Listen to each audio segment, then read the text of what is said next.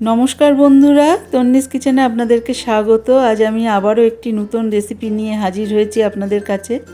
দুর্গাপুজো এসেই গেছে, হাতে মাত্র আর কয়েকটা দিন গোনা বাকি। তাই দুর্গাপুজোর ষষ্ঠী বা অষ্টমীতে আমরা লুচির সাথে কী রেসিপি বানাবো ঠিক পাই না।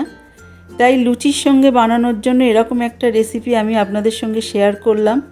আর পড়ে থাকলো বিজয়া দশমী, বিজয়া দশমীতেও কিন্তু এই রেসিপিটা আপনারা বানিয়ে ফেলতে পারেন। এই রেসিপিটা বানানোর জন্য আমি নিয়ে নিয়েছি 500 গ্রাম পরিমাণ বুট। বুটটা কিন্তু আমি ওভারনাইট জলে ভিজিয়ে রেখেছি। আপনাদের হাতে যদি সময় কম থাকে মিনিমাম কিন্তু 6 ঘন্টা ভেজাতেই হবে। বুটটাকে ভেজানোর পরে ভালো করে ধুয়ে পরিষ্কার করে নিয়েছি এবং প্রেসার কুকার বসিয়ে দিয়েছি বুটটাকে সেদ্ধ করে নেওয়ার জন্য। দিয়ে দিয়েছি 500 ml পরিমাণ জল এবং বুটগুলো সব দিয়ে আমি দিয়ে দিলাম 1 চা চামচ পরিমাণ হলুদ। বুটটা দেখুন এমনভাবে জলটা দিয়েছি ঠিক বুটের সামান্য পরিমাণ উপরে জলটা আছে। বেশি জল দিলে কিন্তু বুটের খোসাগুলো সব ছাড়িয়ে যেতে পারে। গুনে গুনে আমি 2টো সিটি মেরে রেখে দিয়েছি। পাশে আরেকটা ওভেনে বসিয়ে দিয়েছে কড়াই, এবং কড়াই গরম হলে কড়াইতে দিয়ে দিচ্ছি 2 থেকে 3 টেবিল চামচ পরিমাণ সর্ষের তেল। তেলটা গরম হলে এবার দিয়ে দেব আলু। আমি এখানে মিডিয়াম সাইজের 2টো আলু নিয়েছি। আলুগুলো এরকম ছোট ছোট টুকরো করে চৌকো চৌকো করে কেটে নিয়েছি। আলুটা তেলে দিয়ে বেশ একটু কিছুক্ষণ ভেজে নিতে হবে। খুব বেশি ভাজার দরকার নেই। হালকা গোল্ডেন ব্রাউন হলে এর মধ্যে দিয়ে দেব 1 চা চামচ পরিমাণ নুন। নুনটা দেওয়ার পরে আমি আবারও একটু আলুটাকে ভেজে নেব। এবারে আমি দিয়ে দেব 1/2 চা চামচ পরিমাণ হলুদ। হলুদটা আমি আগে থেকে বুটের মধ্যে দিয়ে সেদ্ধ করে নিয়েছি, সেই জন্য আলুতে হলুদের পরিমাণটা কম দিলাম। হলুদটা দেওয়ার পরে আবারও একটু আলুটাকে ভেজে নেব। এরপরে আলুর মধ্যে দিয়ে দিচ্ছি কুচি কুচি করে কেটে রাখা নারকেল। এই নিরামিষ ঘুগনির মধ্যে নারকেল দিয়ে দেখবেন অসাধারণ লাগে এর স্বাদটা। আর আপনারা যদি নারকেলটা খেতে না পছন্দ করেন তাহলে দেওয়ার দরকার নেই। নারকেলটা এখানে অপশনাল, তবে নিরামিষ ঘুগনি বলে নারকেলটা দিলেই কিন্তু বেশি টেস্ট হয়। নারকেলটা দিয়ে আমি আরও 1 মিনিটের মতো ভেজে নেব। এই আলু নারকেলটা ভেজে নেওয়ার পরে দিয়ে দিচ্ছি বড় চামচের 2 চামচ পরিমাণ আদা এবং কাঁচা লঙ্কা বাটা। দিয়ে দিচ্ছি 1 চা চামচ করে ধনে গুঁড়ো, জিরে গুঁড়ো, আর দিয়ে দিচ্ছি 1.5 চা চামচ পরিমাণ শুকনো লঙ্কার গুঁড়ো।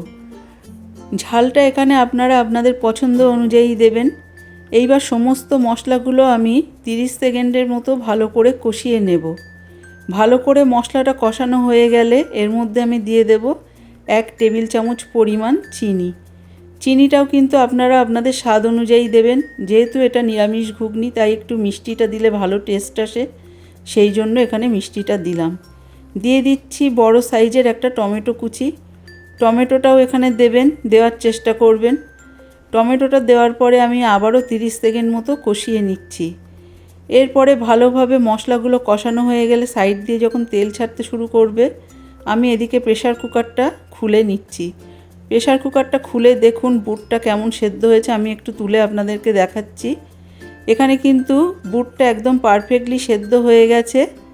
দেখুন বুটগুলো সেদ্ধ হয়েছে, এমন গোটা গোটা আছে অথচ গলে গেছে।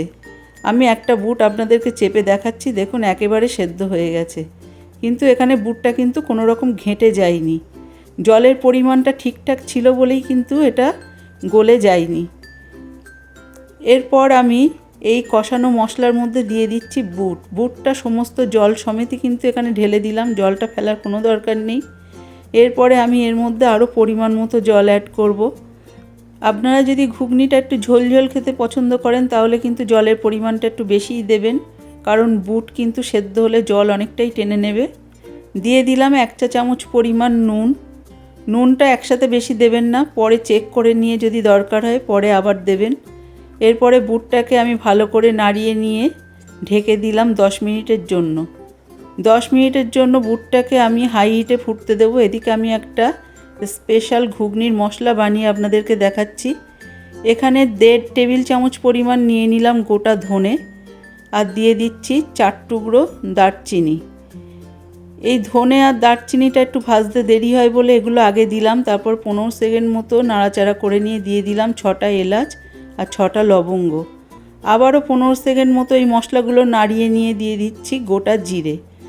গোটা জিরেটা দেওয়ার পরে আমি আবারও 10-15 মিনিটের জন্য ভালো করে নাড়িয়ে নিচ্ছি। এই সময় কিন্তু গ্যাসের ফ্লেমটা লো টু মিডিয়ামে রেখেছি। এরপরে দিয়ে দিচ্ছি 2টো শুকনো লঙ্কা আর দিয়ে দেব কয়েকটা কালো গোলমরিচ। এই সমস্ত মশলাগুলো কিন্তু অবশ্যই দেওয়ার চেষ্টা করবেন, এতে কিন্তু ঘুগনির স্বাদটা দ্বিগুণ বেড়ে যাবে। এই মশলাটা তাই আপনারা অবশ্যই কিন্তু বানিয়ে নিরামিষ ঘুগনির মধ্যে দেওয়ার চেষ্টা করবেন।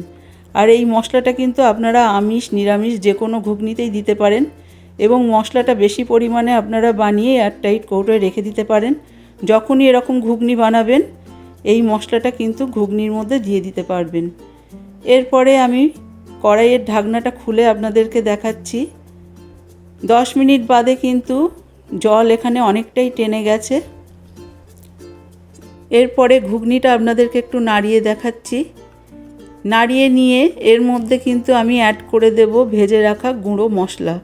আমি এখানে ভেজে রাখা গুঁড়ো মশলাটা আমার বুট অনুযায়ী আমি এখানে 1 টেবিল চামচ পরিমাণ দিলাম। আপনাদের যদি বুটের পরিমাণটা আরও বেশি হয় তাহলে কিন্তু মশলাটা আরেকটু বেশি করেই দিতে হবে। বাকি মশলাটা আমি একটা এয়ারটাইট কৌটোয় রেখে দিলাম, আমি পরে কখনো যদি ঘুগনি বানাই তখন এটা ব্যবহার করব। এরপরে দেখুন আরও 10 মিনিট আমি লো টু মিডিয়ামে ফুটতে দিলাম এবং ফোটানোর পরে এবার গ্যাসের ফ্লেমটা লোতে করে দিয়ে কিছু ফ্রেশ ধনেপাতা কুচি এখানে অ্যাড করে দিলাম। ধনেপাতাটা দেওয়ার পরে কিন্তু বেশি ফোটানোর দরকার নেই, এখানে 1 মিনিট মতো একদম লোতে ফুটতে দিলেই চলবে। 1 মিনিট পর দেখুন ঘুগনির ঝোলের থিকনেসটা ঠিক এরকম হয়েছে। এই পর্যায়ে কিন্তু আমি গ্যাসের ফ্লেমটা অফ করে দেব, কারণ এর থেকে বেশি শুকালে কিন্তু ঘুগনি গাঢ় হয়ে যেতে পারে। এইবার আমি একটা বাটিতে আপনাদেরকে সার্ভ করে দেখাচ্ছি কতটা লোভনীয়। আমার এই রেসিপিটা ভালো লাগলে অবশ্যই সাবস্ক্রাইব করবেন, লাইক দেবেন।